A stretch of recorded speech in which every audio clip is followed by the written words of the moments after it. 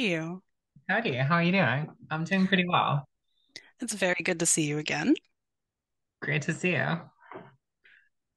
So, shall we dive right in? Absolutely. Would you like to see the paperback, by the way? I would. Okay, well, it's really pretty.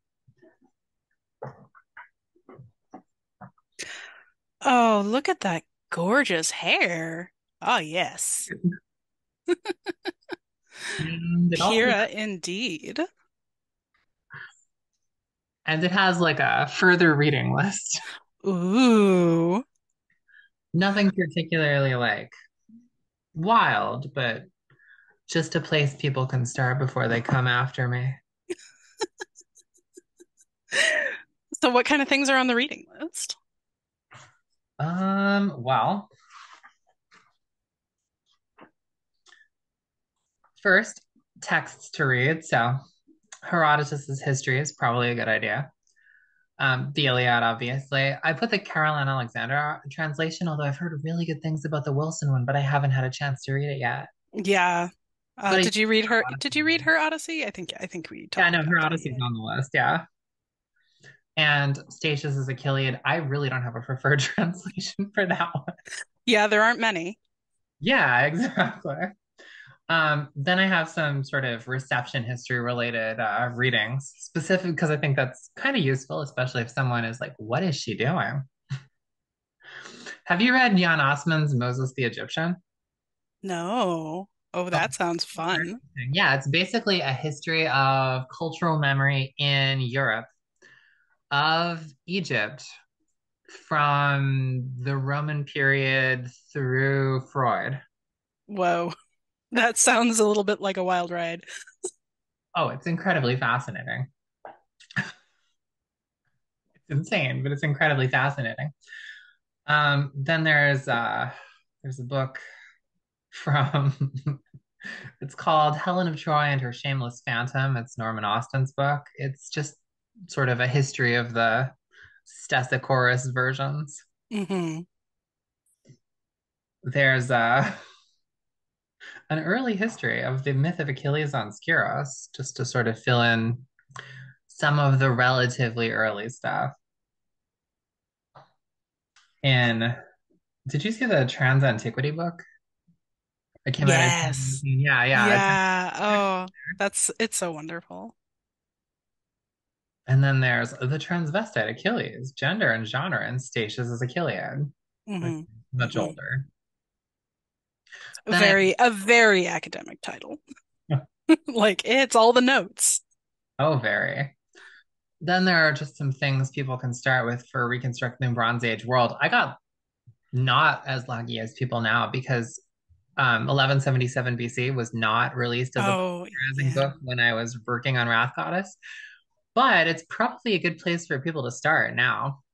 It's such an accessible book. I was so impressed when I read it. There's Bettany Hughes's Venus and Aphrodite, a biography of desire, just because that's a nice Hmm. way to track what the heck I'm up to. And obviously, there is Adrienne Mayer's The Amazons. Can't really do without that, Adrienne Mayer is just such an amazing scholar. I love right? her. I love her work. What a fascinating book. Basically, I was like, wait a minute. Um, so when does the paperback officially come out? The 13th of Jan. Ooh, not too long. Yeah. Oh my gosh. I even threw in a book about the Luwians that I hadn't had a chance to read at the time. I should read that. I tell you I took like a little summer course on hieroglyphic Luwian. So interesting. It was it's fascinating that that exists. Hmm. Um, and now I'm taking Sumerian, so I'm finally learning cuneiform, sort of. I have like a tiny bit of cuneiform, but I need to systematically, like, there's just so much to memorize. And for some reason, I just ended up, so the book I'm working on is it's set in the Amarna period. And for that, I just spent a lot of time learning as much as I could about medieval late Egyptian, which is nice Mhm. because now I'll just sort of randomly see like a name written somewhere and I'll be like, oh, but my brain pronounces everything 14th century style. So I'm like, I'm on hot. That's fun. Yeah. Um, I'm hoping I can find a an Egyptian language class at some point because I've been taking Arabic and Hmm. now I found the Sumerian class, which I love. Um, just go ahead and plug Digi Hammurabi. They're great. Yeah. Oh my They're God. wonderful. Um, and yeah, they're the ones teaching this class, and it's fabulous. Yeah, no, I Um, had an interview with Megan Lewis last year and they're amazing. yeah, she's so nice. And they do just such good work, both of them. So tell me about this award that you have been nominated for. Well, the book is currently up for a Lambda Literary Award in transgender fiction. The Lambda Literary Awards have been around for the last slightly a little less long than I've been alive, some 30 years or so. And it would be a real honor if I win, so I really hope I do. Yeah, like they're a great they're a great reading list if you want to sort of like last year's winner was Summer Fun by Jan Thornton, which is beautiful historical fiction. Basically asking the question, what if the lead singer of the Beach Boys was closeted and trans? Ooh. Oh, it's So, a really beautiful book. uh, The main character's congratulations so much on getting that nomination. That's really cool yeah, I'm really excited. I'll and find well out deserved. there's like an awards ceremony on the 9th of June and I'll find out with everyone else. Exciting, a little terrifying. I mean, either way, Rika Aoki is literally going to be there. And as a huge admirer of her book, Light from Uncommon Stars. Oh, I've heard of that. Yes. Yeah, I Light have from not read it. Uncommon Stars is so good. I absolutely adore it. It's like it's kind of written musically is the best way to say. Like each scene is also kind of a measure. So you Ooh, have scenes, but then you have measures, and sometimes measures are longer than the short scenes and much shorter than the long scenes. And so it kind of has this melodic and rhythmic effect where there are moments where the book crescendos. that And sounds like a really fun read. So, where can the public find out more about the Lambda Awards? so Lambda Literary is the foundation, so lambdaliterary.org, and then the ceremony one can see through lambdaliterary.org/awards. And one can actually watch that online as well. So um, Wonderful.